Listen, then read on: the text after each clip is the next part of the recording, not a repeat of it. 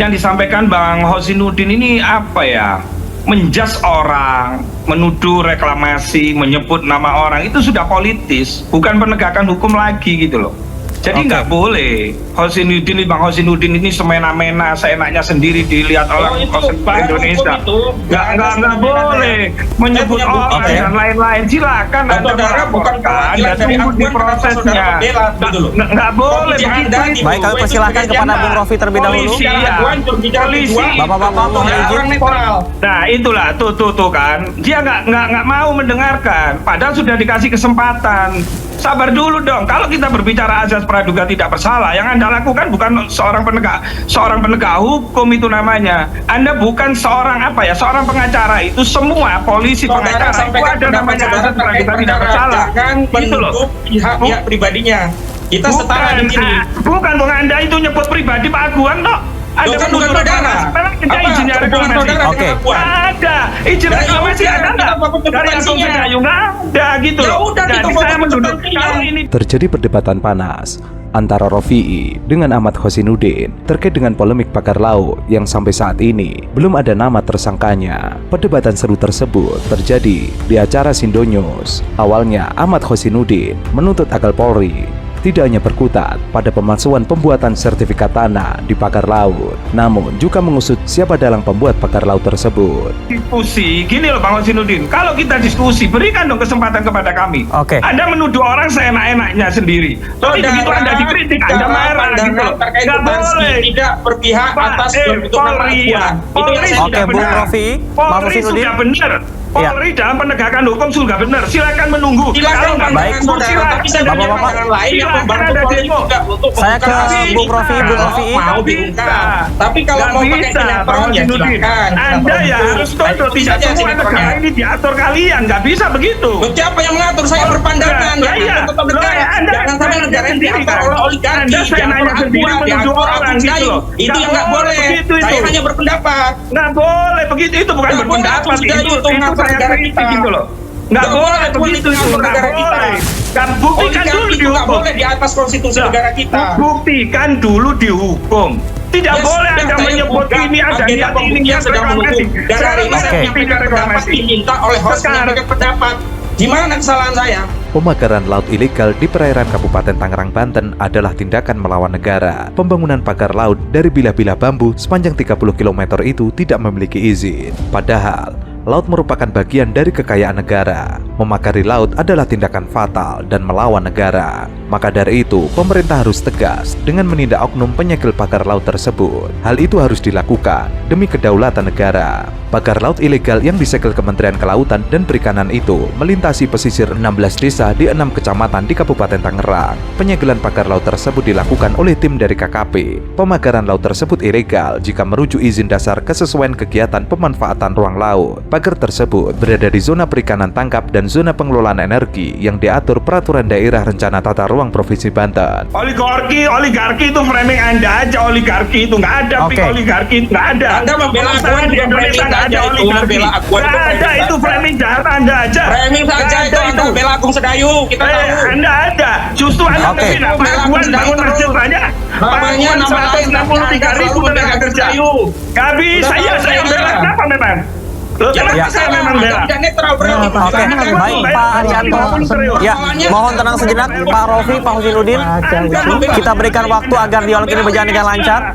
Gak bisa. Ya, Pak Rofi, Pak Hosinuddin. Ya, saya berharap, saya ini pernah ya ketemu Pak Lurah Pohot. Saya pernah ke rumahnya juga pernah. Karena dalam rangka waktu itu untuk tabayun, untuk klarifikasi.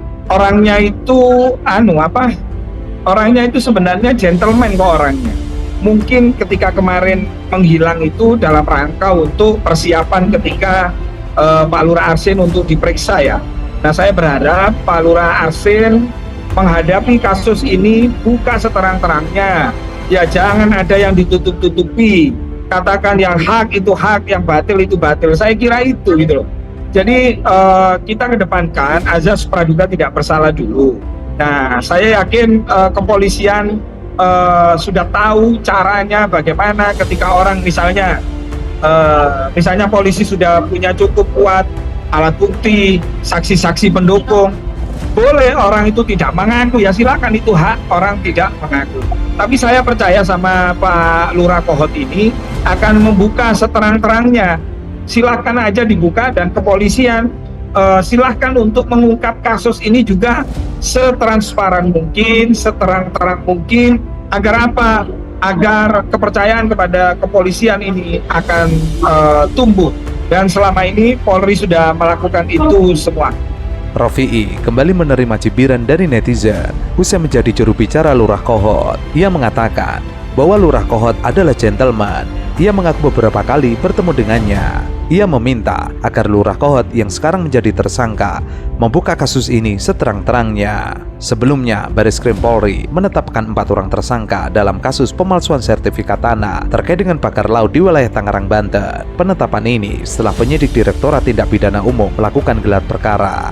Keempat tersangka tersebut adalah Kepala Desa Kohot Arsin, Sekretaris Desa Kohot Ujangkarta, serta penerima kuasa berinisial SP dan CE. Para tersangka diduga telah bersama-sama membuat dan menggunakan surat palsu berupa kiri, surat pernyataan penguasaan fisik bidang tanah, surat pernyataan tidak sengketa, surat keterangan tanah, surat keterangan pernyataan kesaksian, surat kuasa pengurusan permohonan sertifikat dari warga Desa Kohot, dan dokumen lainnya. Dokumen yang dibuat sejak Desember 2023 sampai dengan November 2024 tersebut kemudian diserahkan kepada Kementerian ATR BPN sebagai persyaratan untuk penerbitan 260 SHM SHGB atas tanah di perairan laut Desa Kohot. Nah, yang pasti memang tidak sendirian, Pak Kades itu tidak sendirian, pasti banyak yang membantu. Dokumen 263 disusun oleh sendiri kan nggak mungkin, walaupun ada sekdes pun nggak mungkin bisa, nggak akan sanggup gitu, pasti ada pihak-pihak lain. Nah, itu yang menjadi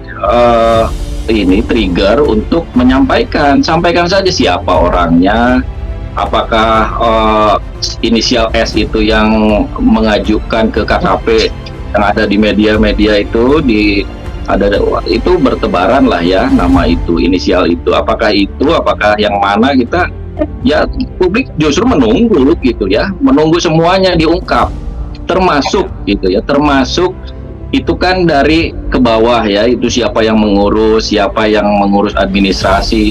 Nah, jangan lupa ke atasnya pun pasti ada lah. Ini Arsin ini kan ada di tengah posisinya. Di atasnya bagaimana, di hulunya, ke hilirnya oke lah, sampaikan saja inisial itu siapa, nanti ke penyidik. Tinggal ke atasnya siapa, kan itu selalu saya sampaikan gitu. Kepala Desa Kohot Paku Haji Kabupaten Tangerang Arsin mengklaim bahwa lahan pagar laut yang berada di wilayahnya dulunya adalah daratan yang dijadikan sebagai empang. Hal itu disampaikan Empang kepada Menteri Agraria dan Tata Ruang sekaligus Kepala Badan Pertanahan Nasional Nusron Wahid yang tengah mengunjungi area lahan pagar laut yang sudah memiliki sertifikat hak guna bangunan dan sertifikat hak milik. Nusron mengaku tidak mau memperdebatkan klaim yang disampaikan Arsin mengenai sejarah lahan tersebut. Ia menjelaskan jika suatu lahan telah hilang secara fisik, itu membuat status tanah tersebut berubah menjadi tanah musnah. Arsin terus-menerus menolak memberikan keterangan kepada awak media usai menemui Nusron. Nah, salah satu antisipasi menghilang, melarikan diri. Nah, warga Alarjiban ini sudah mempersiapkan diri, gitu ya. Ketika nanti sudah ditetapkan tersangka, terus tidak diketahui keberadaannya, nah warga ini yang akan mudah-mudahan bisa membantu penyidik untuk menemukan keberadaannya. Nah, selama kemarin itu kami sudah, warga Alarjiban gitu ya, semuanya itu sudah mengendus keberadaannya selama beberapa pekan kemarin itu ya, sempat berada di kota wisata. Itu pun kami sudah mengendus itu gitu. Jadi ya sudahlah Pak Arsin, sudah disampaikan saja ke penyidik bagaimana skenarionya dari awal pembangunan pagar laut itu, pensertifikasian dan sebagainya, itu disampaikan saja secara terbuka.